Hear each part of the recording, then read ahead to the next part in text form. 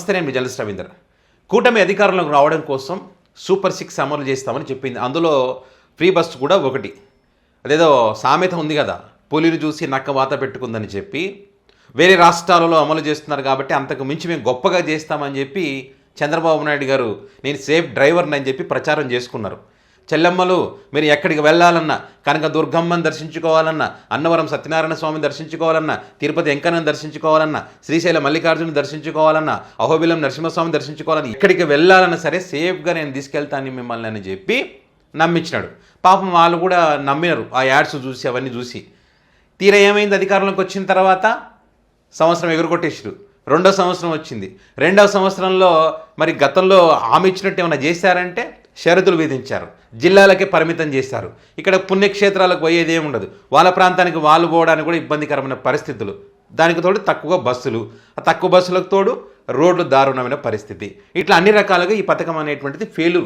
So ఈ క్రమంలో గతంలో ఒకటి చెప్తూ వచ్చారు, ఫ్రీ బస్సు లేనట్టే ఈ సంవత్సరం మనం విడుదల చేస్తే వస్తుంది, ఇదిగో ఉగాది పండుగ రోజున రాబోతుంది, ఇదిగో శ్రీరామనవమికి రాబోతుంది, ఇదిగో దసరాకి రాబోతుంది, ఇదిగో దీపావళికి రాబోతుంది, ఇదిగో కొత్త సంవత్సరం రాబోతుంది, ఇదిగో సంక్రాంతికి రాబోతుంది అని చెప్పి డప్పు కొట్టుకుంటూ వచ్చారు.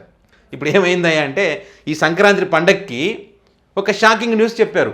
ఈ కొత్త సంవత్సరంలో సంక్రాంతికి పండగ ముందు ఆర్టీసీ అద్దె బస్సుల యజమాని సంఘం ఒక షాకింగ్ న్యూస్ చెప్పింది. జనవరి 12 నుంచి సమ్మెకు వెళ్తున్నామని చెప్పి. షాకింగే కదా, ఎందుకంటే ఆంధ్రప్రదేశ్కి సంక్రాంతి పండుగ హెవీ క్రౌడ్ వెళ్తుంది వివిధ ప్రాంతాల నుంచి, ముఖ్యంగా తెలంగాణ నుంచి. సో ఈ క్రమంలో మరి ఇబ్బందులు పడతారు కదా. సో ఎందుకని వీళ్ళు సమ్మెకు వెళ్తున్నారంటే, ఇక్కడ ఏదైతే ఈ పథకం ప్రవేశపెట్టిన తర్వాత దీనివల్ల ఆర్టీసీ బస్సులు నడిపేటువంటి వారికి భారం ఎక్కువైపోతుంది ఈ అద్దె చెల్లింపుల విషయంలో. సో గత కొన్ని రోజులుగా ఆర్టీసీ యాజమాన్యానికి చెప్తూ వచ్చారు. చెప్తే వాళ్ళు సీరియస్గా తీసుకున్నారు. వాళ్ళు చిత్తశుద్ధి ఉండాలి ఒక పథకం అమలు చేయాలంటే. సీరియస్గా తీసుకోలేదు కాబట్టి వీళ్ళు ఇప్పుడు మళ్ళీ తీసుకోకపోగా వాళ్ళ డిమాండ్ని కాదని ఆర్టీసీ ఎండి ఒక సర్క్యులర్ జారీ చేశారంట, ప్రతి బస్సుకు 5,200 నెలకు చెల్లింపు చేసే విధంగా. సో వాళ్ళ డిమాండ్ ఏంటి? ఇక్కడ 15,000 నుంచి 20,000 రూపాయలు చెల్లిస్తేనే వాళ్ళు లాభాల్లో ఉంటారు, లేకపోతే నష్టపోతారు. సో వీళ్ళు దీంతో అసంతృప్తి చెందినారు. అసలు మాట్లాడకుండా ఏం చేయకుండా మీ ఇష్టానుసారం సర్క్యులర్ జారీ చేసేస్తే ఎట్లా అని చెప్పి సమ్మె నోటీస్ ఇచ్చారు ఆర్టీసీ ఎండికి. జనవరి 12 నుంచి మేము సమ్మెకి దిగుతున్నామని చెప్పి. మరి ఖచ్చితంగా ఇబ్బందులు వచ్చేటువంటి అవకాశం ఉంటుంది కదా. సో ఇక్కడ చూడండి, ఉన్నటువంటి బస్సులు ఏంటంటే ఇప్పుడు 12 నుంచి వాళ్ళ సమ్మెకి దిగితే కనుక మొత్తం ఉన్న బస్సులు 11,495 బస్సులు ఉన్నాయి. ఇందులో 24% అద్దె బస్సులే ఉన్నాయి. అద్దె బస్సులు అంటే 2,700 బస్సులు ఉన్నాయి. అందులో 2,419 బస్సులు ఈ శ్రీశక్తి పథకం అంటే ఫ్రీ బస్సుకు ఎలిజిబిలిటీ ఉన్నటువంటి బస్సులు. పల్లె వెలుగు కానీ, ఆల్ట్రా పల్లె వెలుగు కానీ, ఎక్స్ప్రెస్ కానీ, సిటీ ఆర్డినరీ కానీ, మెట్రో ఎక్స్ప్రెస్ కానీ, ఇట్లా ఈ ఫ్రీ బస్సు పథకానికి సంబంధించిన ఉన్నటువంటి బస్సులు 2,419 బస్సులు. సో ఇప్పుడు సంక్రాంతికి వీళ్ళు ఈ 11,495 బస్సుల్లో 8,432 బస్సులు సర్వీస్లోనే ఇప్పుడు కేటాయించారు ఎక్కువగా వేరే రాష్ట్రాల నుంచి, అంటే ముఖ్యంగా తెలంగాణ ప్రాంతం నుంచి. సో దీంట్లో ఈ 2,000కు పైగా బస్సులు పోతే అన్ని బస్సులు నడిస్తేనే ఇబ్బందులు తలెత్తుతాయి సంక్రాంతి పండుగ అప్పుడు. సో ఇప్పుడు ఆ 2,400 బస్సులు ఆగిపోతే ఒకసారి ఊహించుకోండి. ఇక సందెట్లో సడేమియ్య అని చెప్పి ప్రైవేట్ బస్సులో ఏం చేస్తారు? 100 రూపాయలు ఉన్నది 500 వేస్తారు.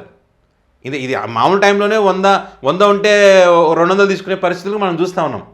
ఇప్పుడు హెవీ క్రౌడు, తప్పకుండా వెళ్ళాలి. సంక్రాంతి పండుగ ఆంధ్రప్రదేశ్లో ఘనంగా జరుపుకుంటారు కాబట్టి వెళ్ళాలంటే అప్పుడు తప్పదు. పాపం పిల్లల్ని పెట్టుకొని, ఆ లగేజీలు పెట్టుకొని, ఆ బస్సుల్లో ఎక్కువ ఛార్జీలు పెట్టుకొని వెళ్ళాల్సిన పరిస్థితి వచ్చింది. సో వీళ్ళు దీనికి అధ్యయన కమిటీ వేస్తున్నాము అద్భుతంగా అమలు చేయడం కోసం అని చెప్పి వాళ్ళ అధ్యయన కమిటీ ఏ రకంగా ఏడిచిందంటే ఇట్లా ఏడిచింది చూడండి. దానికి తోడు పాపం మహిళలు బాధపడుతూ ఉన్నారు. ఏదైనా బస్సులో, ఆర్టీసీ బస్సులో ఈ సమస్యలు ఉన్నాయని చెప్పి ఎవరైనా చెప్తే మహిళా కండక్టర్ మీద యాక్షన్ తీసుకుంటారు కదా పాపం. అట్లా కొంతమంది మహిళలు మొన్న కన్నీళ్ళు పెట్టుకునే సందర్భాలు కూడా చూసినాం. ఇక్కడ బస్సు ఆపమంటే ఆపట్లేదంటే ఎవరు మహిళలు అక్కడ గుంపు కనిపిస్తే. మధ్యలో ఇక్కడ సిగ్నల్ దగ్గర ఒక మహిళ బస్సు ఎక్కిందని కండక్టర్ సీరియస్ అయినంట దిగిపోవాలని చెప్పి. అంటే వాళ్ళు మహిళలు అదే చెప్తా ఉన్నారు.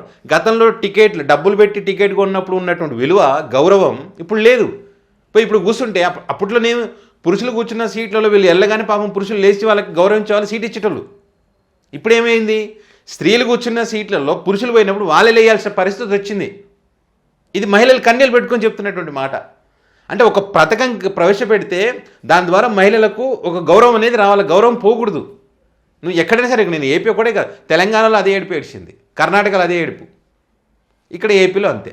ఆ రెండు చూసిన తర్వాత కూడా వాళ్ళ అధ్యయన కమిటీ తిరిగిందని చెప్పిన తర్వాత కూడా వాళ్ళు చేసింది ఏందయ్యా అంటే ఇది ఎట్లుంటుంది ఫలితం అంటే ఇట్లా ఉంటుంది. లేదు మేము జగన్మోహన్ రెడ్డికి చేత కాదు, జగన్మోహన్ రెడ్డి ఫ్రీ బస్ పెట్టాలంటే భయపడతా ఉన్నాడు, మేము చూడ ఎట్లా ప్రవేశపెడతామో అని చెప్పి చిత్తశుద్ధి లేకుండా కాలయాపన చేస్తూ అధ్యయన కమిటీ పేరుతో అధ్యయన కమిటీలో ఏం తెలిసింది ఏం లేదు. ఆల్రెడీ చూశారు కదా ఎన్నికల టైంలో ఆడ ప్రవేశపెట్టినారు, మేము చేస్తామని చెప్తున్నారు కదా. మళ్ళీ అధ్యయన కమిటీ ఏంటంటే 1 సంవత్సరం ఎగరగొట్టడానికి. సో అన్ని రకాలుగా ఫెయిల్యూర్.